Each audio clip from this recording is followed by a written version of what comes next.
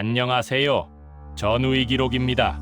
오늘은 1965년 10월 베트남 땅을 처음 밟았던 맹호부대 수도사단의 1970년대 이야기를 들려드리겠습니다. 대한민국 최초의 해외 전투부대 파병이었던 맹호부대는 8년간 베트남에서 혁혁한 전과를 올렸지만 특히 1970년대는 그 어느 때보다 힘든 시기였습니다. 미군 철수와 전황 악화 속에서 맹호부대가 겪어야 했던 고통은 무엇이었을까요? 그 이유를 하나씩 살펴보겠습니다. 구독과 좋아요 눌러주시면 더 좋은 콘텐츠로 보답하겠습니다. 1970년대 맹호부대가 힘들었던 7가지 이유. 7위. 열대 몬순 기후의 고통. 베트남의 기후는 우리나라와 완전히 달랐습니다. 맹호부대가 주둔했던 꾸이년과의 응왕과 빈딩성 일대는 전형적인 열대 몬순 기후로 우기와 건기가 뚜렷하게 나뉘었습니다. 5월부터 10월까지는 우기로 습도가 80%를 넘어가고 하루에도 몇 차례씩 스콜이 쏟아졌습니다.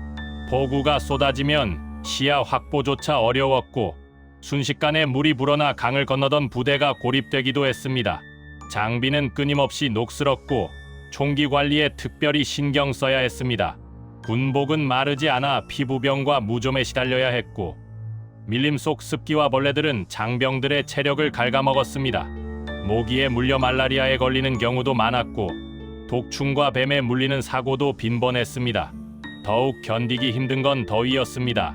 평균 기온이 27에서 33도를 오르내리는데 완전 군장에 철모를 쓰고 M16 소총을 들고 정글 속을 수색할 때는 체감 온도가 40도를 훨씬 넘었습니다. 고엽제가 살포된 지역은 나무 그늘조차 없어 쨍쨍한 햇빛이 그대로 내리쬐었습니다. 한국에서 혹한기 훈련에는 익숙했지만 이런 열대의 더위와 습기에는 적응이 쉽지 않았습니다. 건기인 11월부터 4월까지는 상대적으로 나았지만 그때는 그때대로 먼지가 날리고 물 부족에 시달려야 했습니다.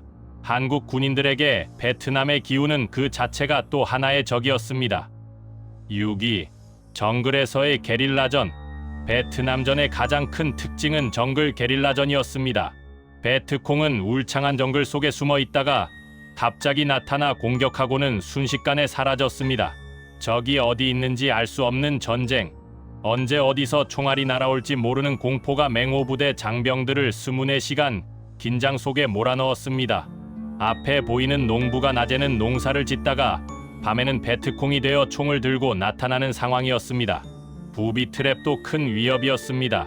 대나무를 죽창처럼 만들어 구덩이에 숨겨둔 펀지 스틱, 지뢰, 함정들이 곳곳에 숨어 있었습니다. 한 발 한 발 내딛는 것이 죽음과의 도박이었습니다. 선두의 선 정찰병은 항상 가장 위험한 임무를 맡았고 순식간에 쓰러지는 동료를 보며 살아남은 자들은 극도의 긴장감에 시달렸습니다. 낮에는 수색 작전을, 밤에는 경계 근무를 서야 했던 장병들은 언제 적이 나타날지 몰라 단 한순간도 긴장을 늦출 수 없었습니다. 밤이면 베트콩이 중대전술기지 주변에 나타나 박격포를 쏘고 사라지곤 했습니다.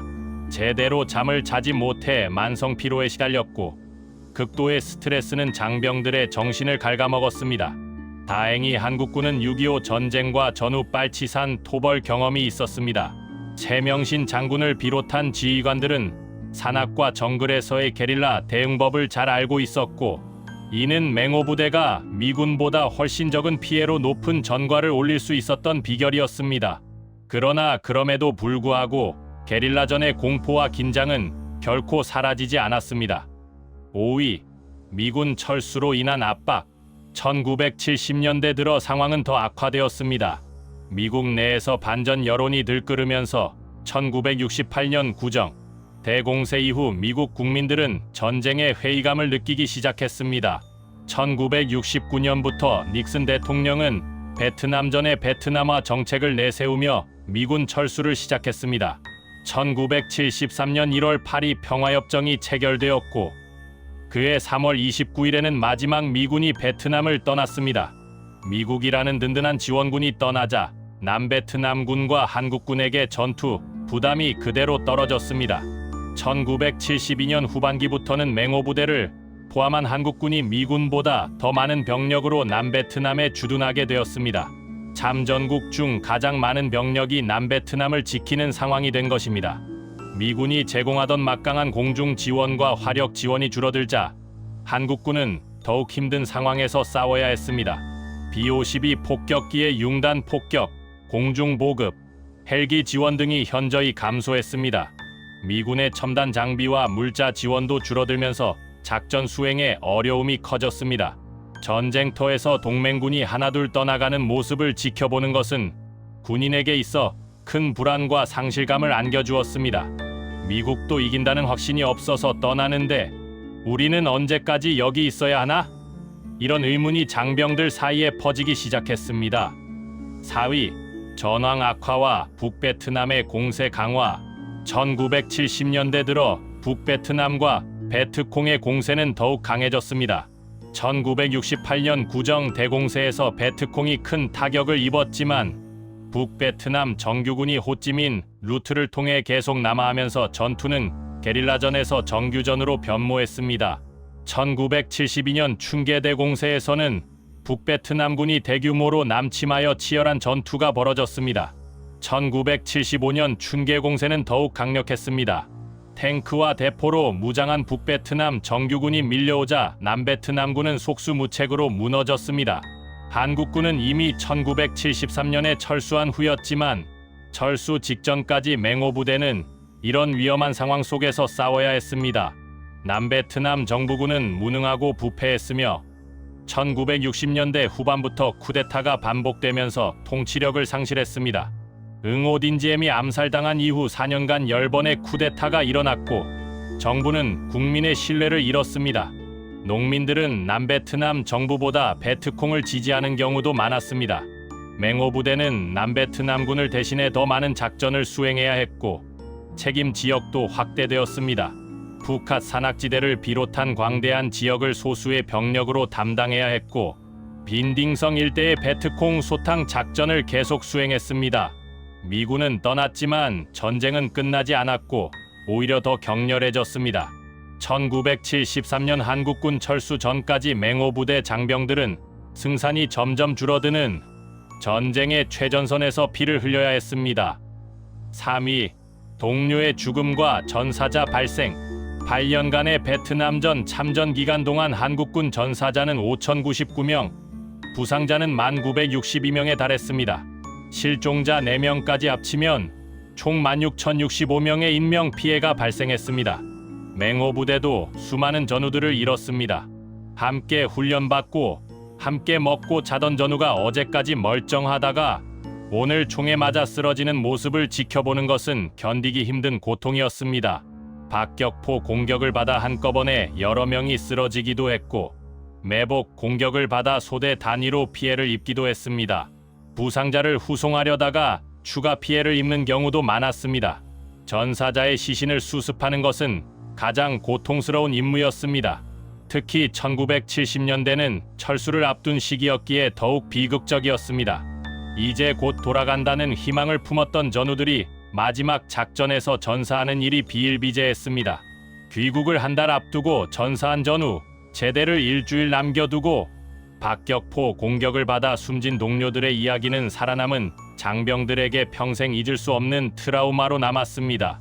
전후의 시신을 수습하고 유품을 정리하면서 장병들은 다음은 나일지도 모른다는 공포에 시달렸습니다. 고엽제 후유증으로 귀국 후 병사한 전우들까지 합치면 희생자는 더욱 늘어났습니다. 살아서 고국으로 돌아가는 것, 그것이 맹호부대 장병들의 간절한 소망이었습니다. 2위, 열악한 대우와 보상. 한국군의 대우는 미군은 물론이고 다른 참전국에 비해서도 형편없었습니다. 미국 정부는 당시 각국의 국민소득을 기준으로 파병 수당을 책정했기 때문에 한국군의 전투 수당은 미군의 4분의 1 수준에 불과했습니다. 목숨을 걸고 싸우면서도 제대로 된 보상을 받지 못한 것입니다.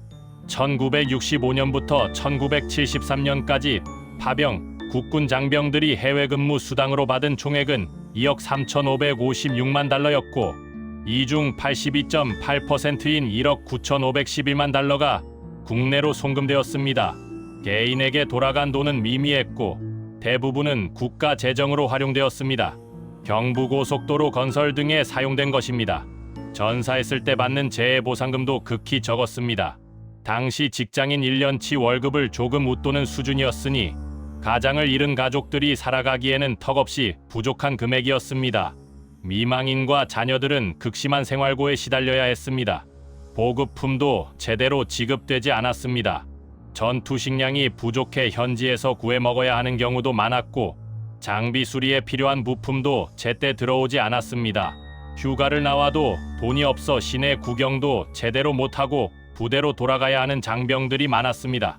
정글 속에서 목숨을 걸고 싸우면서도 고국에서는 제대로 대접받지 못하고 있다는 사실이 장병들에게 더 큰 상처로 남았습니다. 조국을 위해 싸웠지만 조국은 그들을 제대로 챙겨주지 못했습니다. 이는 베트남전 참전용사들이 귀국 후에도 오랫동안 품어야 했던 서운함이었습니다. 1위, 1970년대 철수 결정과 참전 의미의 상실. 1970년대 맹호부대가 가장 힘들었던 이유는 바로 철수가 결정되었다는 점입니다. 1971년 12월 4일 해병대 청룡부대의 철수를 시작으로 1972년 4월까지 약 9,476명의 병력이 철수했습니다. 그러나 두 개 보병사단을 주축으로 한 전투, 병력 37,000여 명은 1973년 초 휴전이 될 때까지 계속 잔류했습니다. 1973년 1월 8일 평화협정 이후 본격적인 철수가 시작되어 1973년 3월 8일 완전 철수가 완료되었습니다. 문제는 전쟁은 끝나지 않았는데 철수만 하는 상황이었다는 것입니다. 장병들은 혼란스러웠습니다. 우리가 왜 여기 왔는가? 무엇을 위해 싸우는가? 6.25 때 우리를 도와준 은혜를 갚기 위해서라던데 이제 돌아가면 우리의 싸움은 무엇이 되는가? 미군이 떠나고 한국군도 떠나면서 남베트남의 패망은 기정사실화되었습니다.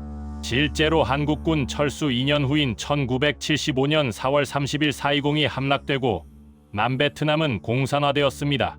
결국 우리가 지키려고 했던 나라는 무너졌고 수많은 전우들의 희생은 허사가 되고 말았습니다. 철수가 결정된 1970년대 초반 맹호부대 장병들은 우리의 싸움은 무엇이었나라는 허무함 속에서 마지막 임무를 수행해야 했습니다.